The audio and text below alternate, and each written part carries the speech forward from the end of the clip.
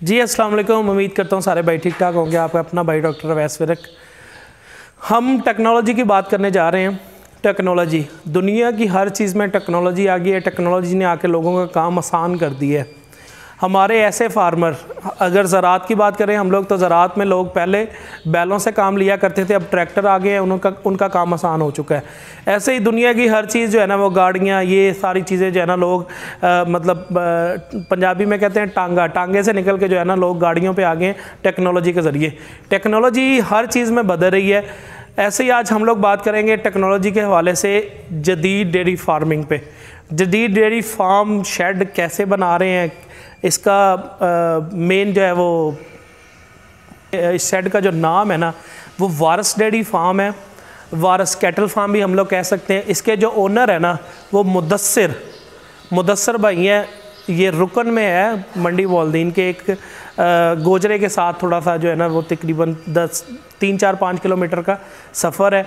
उस एरिया में ये फार्म बना है। कंट्रोल शेड गाय के हवाले से पाकिस्तान में बहुत से शेड रूटीन से देखे होंगे, जो जदीद तो हो चुके हैं लेकिन कंट्रोल नहीं है।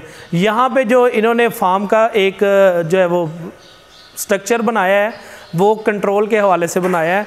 आज आपको गाय भी दिखाएंगे, टेम्परेचर भी दिखाया जाएगा कि बाहर का टेम्परेचर क्या है मौसम का, और अंदर टेम्परेचर कितना है। आज हम लोग बात करेंगे जदीद कैटल फार्मिंग पे या कंट्रोल कैटल फार्मिंग पे।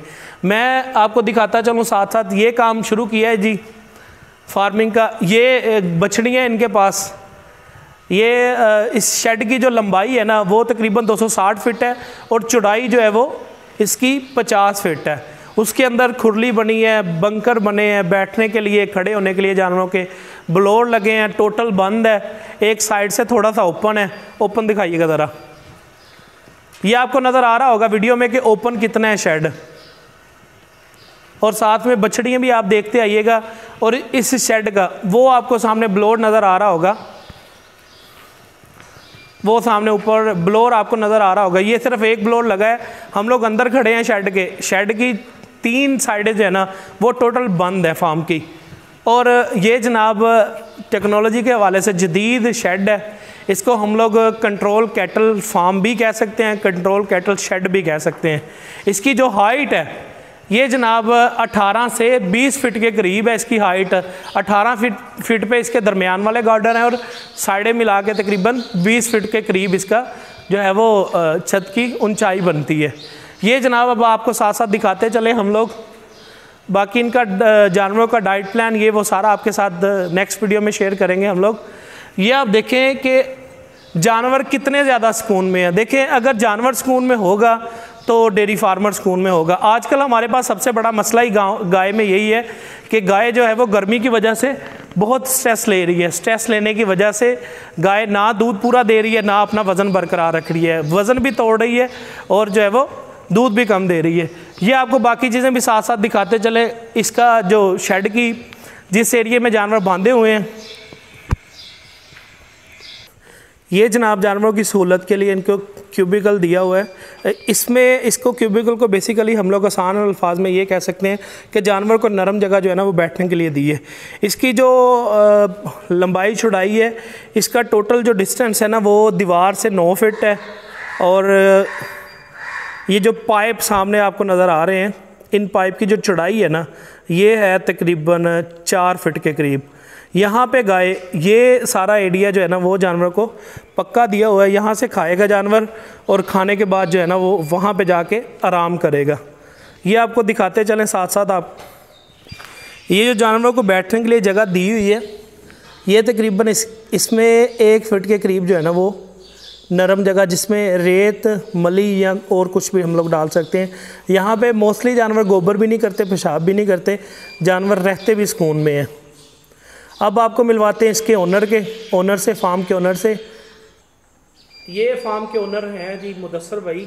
मुदस्सिर भाई से बात करते हैं कि ये जदीद फार्मिंग में उनका जो जहन है वो कैसे बना है, क्योंकि आज से पहले ये जो डेयरी चला रहे थे ना, वो तकरीबन टोटल देसी तरीके से चला रहे थे। आज इन्होंने ये कंट्रोल के हिसाब से इसको कैसे मैनेज किया है। जी मुदस्सिर भाई अस्सलाम वालेकुम। वालेकुम सलाम भाईजान। हमने बेशुमार डेयरी फार्म देखे हैं जहाँ पे अच्छे फार्म बने हुए, जहाँ पे टेम्परेचर कंट्रोल करने के लिए मुख्तलिफ किस्म के अरबे इस्तेमाल किए गए हैं।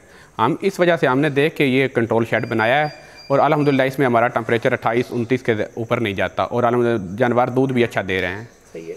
आप इससे पहले जो है वो देसी तरीके से चला रहे थे, तकरीबन कितने दिन हुए आपको जानवर इधर इस फार्म पे शिफ्ट किए हुए? इस फार्म से शिफ्ट किए हुए हमें 15 दिन हो गए हैं। पहले हम लोकल तरीका था वो जो पुराने डारे होते हैं उनमें और इसमें बेशुमार बहुत ज़्यादा फ़र्क है जानवरों में। अच्छा, अभी आपके पास दूध वाले कितने जानवर हैं? इस वक्त हमारे पास 6 मिल्किंग जानवर है दूध में। 6 मिल्किंग जानवर हैं। तो जब आज से 15 दिन पहले आप अपने पिछले फार्म पे थे या जहाँ पे आप जानवर बांधते थे, वहाँ पे 6 जानवरों का दूध कितना हो रहा था और इस पे शिफ्ट करने के बाद कितना दूध हुआ है आपका? उस वक्त हमारा दूध 100 किलो पे आ गया था 6 जानवरों का 24 आवर्स का, लेकिन अभी 130 पे चला गया है और अभी बढ़ रहा है। देखते हैं आगे कितना बढ़ता है। ये बड़ी अच्छी जो है ना वो इन्होंने इन्फॉर्मेशन दी है कि जो पहले हम लोग देसी तरीके से अपनी डेयरी फार्म को चला रहे थे, डेयरी फार्म को, वहाँ पे दूध की जो इनकी एवरेज थी गर्मी की वजह से जानवर टूट के 100 किलो पे आ गए थे। 6 जानवर जो है आपको जानवर के साथ साथ दिखाएंगे। ये वो गाय खड़ी है जिनके नीचे 100 लीटर दूध था, गर्मी की वजह से दूध टूट गया था इनका। अभी इन्होंने गाय जो है ना वो इस शेड में ट्रांसफ़र की है, तो इनके पास माशाल्लाह 130 लीटर, तकरीबन 30 लीटर 15 दिन में 30 लीटर दूध इनके पास बढ़ा है। ये जनाब वो गाय है और इसमें हम लोग ये भी नहीं कह सकते कि ये प्योर ब्लड है, लेकिन क्रॉस ब्रीड है। वहाँ पे गर्मी की इनकी जो रेशो थी ना वो बहुत ज़्यादा थी, यहाँ पे आके गर्मी की रेशो भी इनकी कम हुई है। बाहर का टेम्परेचर हम लोगों ने देखा है तकरीबन बाहर जो टेम्परेचर चल रहा है वो तकरीबन 38 के करीब है और अंदर शेड के जो अंदर टेम्परेचर है ना ये तकरीबन 28-29 है। और ये माहौल अगर जानवर को मिले तो जानवर दूध भी ज़्यादा देगा, उस पर जो है ना वो बीमारी का लोड भी कम आएगा। ये मिल्किंग मशीन है, इससे चुवाई कर रहे हैं। अभी शेड पूरा तमीर नहीं हुआ, अभी ऑन जो है ना वो कंस्ट्रक्शन है। आपको दिखाते हैं, ये साइडों में ब्लोअर लगे हुए हैं इसके, हवा की जो है ना अंदर से जो हबस है उसको क्रॉस करके बाहर निकालेंगे। ये जो है पहले पोल्ट्री फार्म था, पोल्ट्री फार्म की छत जो है ना यहाँ पे मतलब आपको पता ही है 9-10 फीट पे रखते हैं इसकी, तो उस हिसाब से जो है ना ये आप देख सकते हैं कि ये वही वाला जो है ना यहाँ पे इस्तेमाल हो गई है। इसके ऊपर जो है ना वो 10 फीट और छत उठा के हम लोगों ने मैनेज कर लिया है। ये जनाब शेड की चौड़ाई लंबाई हर चीज़ आपको नज़र आ रही है वीडियो में। वीडियो पसंद आए तो लाइक करिएगा, शेयर करिएगा दोस्तों के साथ, चैनल को सब्सक्राइब करिएगा क्योंकि हर नई आने वाली वीडियो आप तक पहुँच सके सबसे पहले। आपका अपना भाई डॉक्टर अवैस विरक, इजाज़त दीजिएगा। अल्लाह हाफ़िज़।